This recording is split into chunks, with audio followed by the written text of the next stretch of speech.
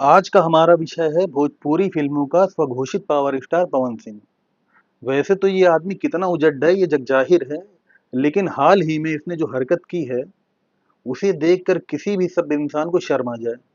इसका जो video viral है उसमें ये सरेआम मंच पर अपनी को एक्ट्रेस की कमर बेहद अश्लील ढंग से छू रहा है। महिला के चेहरे पर साफ देखा जा सकता है कि वो असहज हो रही है, और वहीं खींचकर 2 घंटा आप धर देती तो इसकी सारी पावर इसके अंग विशेष में घुस जाती। और ये पावर स्टार नाम भी ना साउथ की फिल्मों की देखा देखी इसने खुद से खुद को दिया है। साउथ के फैंस अपने हिसाब से थोड़े क्रिएटिव नाम लेते हैं, लेकिन ये पवन सिंह ठहरा निपट गंवार।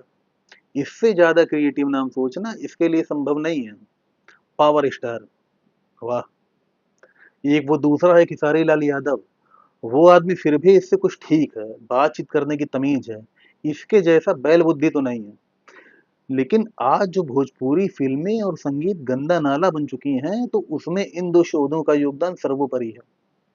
जिन्हें नहीं पता उन्हें आश्चर्य होगा कि भोजपुरी संगीत और सिनेमा का इतिहास कितना गौरवशाली रहा है।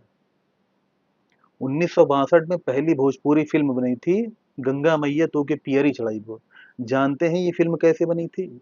हमारे देश के प्रथम राष्ट्रपति डॉक्टर राजेंद्र प्रसाद 1950 में एक सभा को संबोधित कर रहे थे। वहां उन्होंने इच्छा जाहिर की कि भोजपुरी भाषा में भी एक फिल्म बने, और उनकी शिक्षा को पूरा किया था विश्वनाथ प्रसाद शाहबादी ने। तब जाकर ये फिल्म बनी थी। उस जमाने में इसका बजट 5 लाख रुपए था।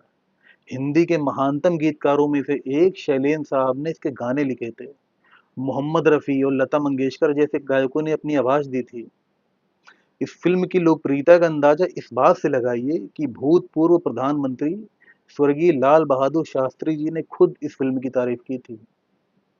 और इसके बाद जो सिलसिला शुरू हुआ तो 1990 तक एक से बढ़कर एक फिल्में आई। विदेशिया, बलम परदेसिया, दूल्हा गंगा पार की जैसी लंबी लिस्ट है। लेकिन कितने अफसोस की बात है, जिस भोजपुरी संगीत की नींव भिखारी ठाकुर, गिरजा देवी, श्याम बिहारी मिश्र, पंडित छोटे लाल मिश्र ऐसे दिग्गजों ने रखी, उसका आज इस हद तक पतन हो चुका है। मेरा पैतृक गांव पूर्वांचल में ही है। दुख होता है जब देखता हूं कि वहां के लोगों को पता ही नहीं है कि मुकेश, मन्ना डे, महेंद्र कपूर, मोहम्मद रफी, लता मंगेशकर जैसे दिग्गजों ने यहाँ काम किया है। इसके पतन की शुरुआत हुई मनोज तिवारी की 2002 में आई फिल्म ससुरा बड़ा पैसा वाला से।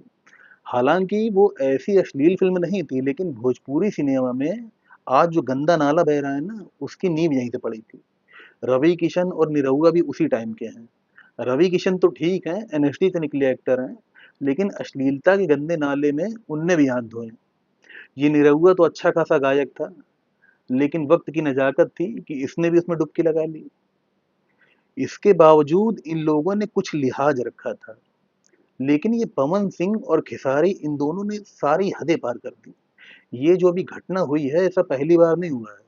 ये खेसारी लाल यादव एक बार स्टेज पर लौंडा नाच कर रहा था, तो फ्लो फ्लो में पीछे नाच रही लड़कियों से बदतमीजी करने लगा। अब वो बेचारी पेट पालने को मजबूर गरीब लड़की हैं। पब्लिक के सामने ये कुछ भी करें, वो बेचारी क्या कर लेंगी। और पवन सिंह के कारनामों की तो लंबी फेहरिस्त है। ये इतना बड़ा दारूबाज है कि स्टेज पर बिना दारू पिए नहीं चढ़ता। अभी पिछले दिनों स्टेज पर हारमोनियम लेकर गाना गा रहा था। बगल में एक एक्ट्रेस बैठी थी, उसके साथ छिछोरी हरकतें कर रहा था। और ये किस मुंह से खुद को पावर स्टार कहता है? शर्म नहीं आती? छिनराई करके पावर स्टार बनते हो। अक्षरा सिंह ने इसकी छिनराई के किस्से खुलकर बताए हैं। मैं ये नहीं कहता ये सब सिर्फ भोजपुरी में होता है, बाकी जगहों पर भी होता है। बॉलीवुड और ये जो दुनिया भर की फिल्म इंडस्ट्री है, कास्टिंग काउच के लिए बदनाम रही है। 2010 में सलमान खान ने भी स्टेज पर कटरीना कैफ के साथ ऐसा ही किया था कुछ। अमन यतन वर्मा और शक्ति कपूर का तो बकायदा स्टिंग ऑपरेशन हुआ था। लेकिन फिर वहीं से इनका करियर खत्म हो गया। मीटू मूवमेंट में तो बकायदा सुभाष घई और नाना पाटेकर जैसे बड़े नाम सामने आए थे। अभी हाल ही की बात है मलयालम फिल्म इंडस्ट्री की। जस्टिस के हेमा रिपोर्ट जारी हुई थी, जिसमें कहा गया था कि वहां के बड़े सुपरस्टार माफिया की तरह काम करते हैं। काम न देने की धमकी देकर महिला कलाकारों का यौन उत्पीड़न करते हैं। बकायदा जांच के लिए एसआईटी का गठन हुआ। लेकिन भोजपुरी फिल्म इंडस्ट्री इन सब में टॉप पर है, तो उसकी एक खास वजह भी है। भोजपुरी पट्टी वालों को बुरा लगेगा, इसलिए उन्हें क्लियर करना जरूरी है।